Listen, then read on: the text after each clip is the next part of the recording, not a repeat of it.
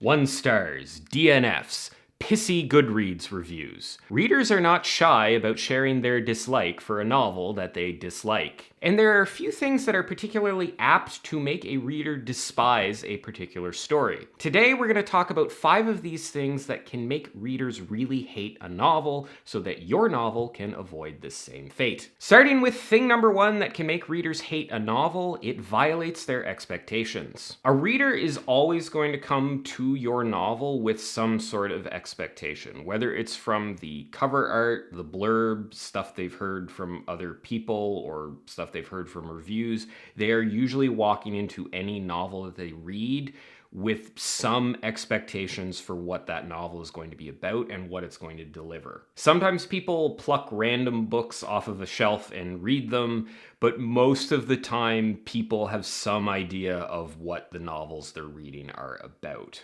Expectations also get created as the reader moves through the early parts of the story. They are going to make predictions, whether they realize it or not, about where the story is going and what it's going to focus on. They're going to have expectations for what direction the story is moving. Part of your job as the writer is to set proper expectations. That's not the same as making a predictable story, but you want to avoid any situation where the reader was expecting the story to go in one direction and it ends up going in another direction. This is bad. This is different from a twist or an unexpected event in the story, because usually those things, when they're done well, they're foreshadowed and there was the possibility of seeing them coming. This is more a case of the reader expecting the story to do something and it does something completely different that violates their expectations. You'll see this in reviews sometimes where someone is like, I thought this story was going to focus on the political situation, but it ended up focusing on the relationship between that botanist and the physicist. It didn't work out, there was no chemistry. This is what leads to a disappointing story because the reader was hoping and expecting for something. They kept reading the story with the expectation of getting that thing, and you end up not delivering that thing. This can happen with tone, it can happen with characters, it can happen with plot. You don't want the reader thinking that they're going to get one thing from your novel and have it deliver something else entirely. Thing number 2 that can make readers hate a novel, you don't earn your connection with the reader. In the first chapter of your novel, I don't know who any of the characters are. I have no connection with them, they're just strangers to me. I don't wish them ill will, but I'm not really invested in them yet. If you don't establish this connection between the reader and your story or your characters in the correct way, the rest of the novel is going to suffer. You have to earn the reader's sympathy. You have to earn their investment in the story. You have to build a relationship between them and the characters in your story before they are likely to have any sort of sympathy when something bad happens. Too many novels start with this horrific upheaval in a character's life before we even necessarily know who the character is or are given any reason to feel any sort of sympathy towards them. I critiqued a piece a while ago where in the first paragraph, the main character gets a draft notice that they're going off to war. And then they spend the entire first chapter saying these tearful goodbyes to way too many characters that haven't been introduced and that we don't even know. The problem is none of those relationships were established beforehand. We don't really know what the status quo in that main character's life was before this event happened. So it's hard for the reader to have any sort of connection with it. It's hard for them to get engaged. It's not a very good hook for the opening of a novel. Now, this is not something that's easy to pull off. It takes a lot of skill to quickly build reader sympathy for a character and then move to some kind of upheaval that really affects them. That's why writing openings can be really tough to do. You have to be really good at writing openings in order to pull this off. So while this is definitely something you want to avoid, it's not necessarily something that's easy to avoid. Thing number 3 that can make readers hate a novel, you hint at or imply at a more interesting story than the one you're actually telling. You always need to have a good reason that the story you're telling is the one that should be told within the grander narrative of your world and the lives of your characters. I've used this metaphor before that your characters' lives and the world that your novel takes place in is like this big painting on this big canvas, and your novel is just like a 12 by 12 frame that you're putting on a particular part of that canvas. The story should stretch before and beyond and in all directions away from the story that you're actually telling in the novel. But where you put that frame down, what segment of that canvas you tell a story about, matters a ton. Any story that sounds interesting, that you hint at that either happened in the past or is maybe happening concurrently with the events in your novel, is always going to potentially sound more interesting than the story you're actually telling, especially if the story you're actually telling has some kind of flaws in it that the reader doesn't like. Fantasy, especially epic fantasy, is riddled with this kind of thing. Let's explore the ruins of this ancient, amazing city where these fantastical battles took place between these fantastical beings 4,000 years ago. But we're not going to see any of that because that's not the story the author chose to write. You want to avoid the reader having a sense of FOMO that there's another more interesting story either happening at the same time or that happened before the story that you're telling.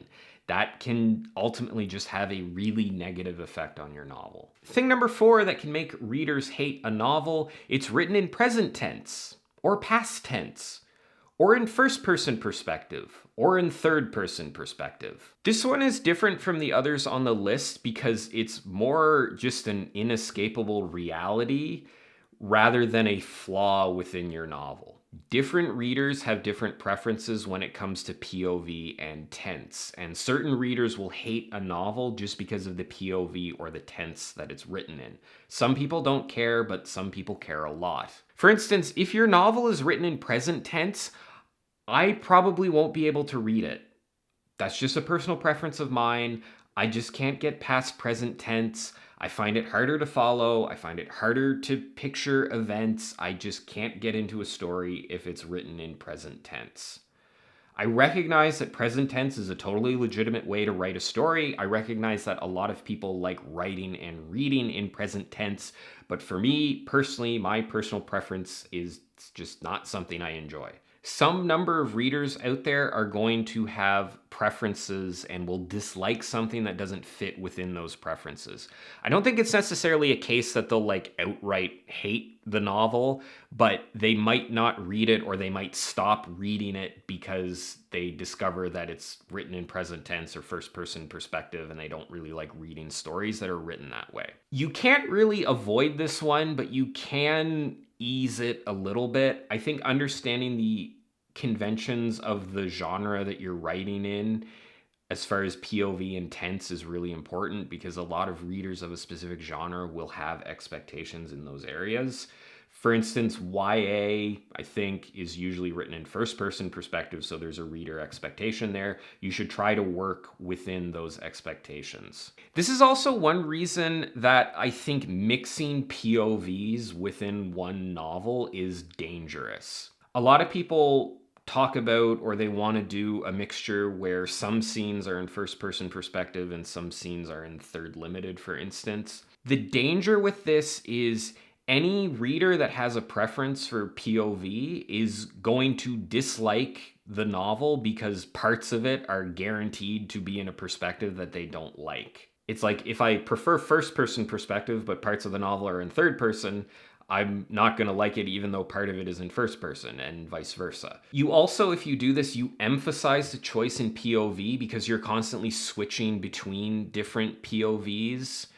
So you don't give the reader a chance to adjust to something that might normally be outside of their preferences. Like if I don't like reading first person perspective, but the story is switching between first and third, if it was all in first person, I might forget or adjust to the fact that it's in first person and it might not affect me as much. But if it's switching back and forth, it's kind of a hard thing to ignore. And the last thing that can make readers really hate a novel, your novel tries really hard to teach the reader a lesson. I think that fiction is one of the best ways to bring issues in the world to light.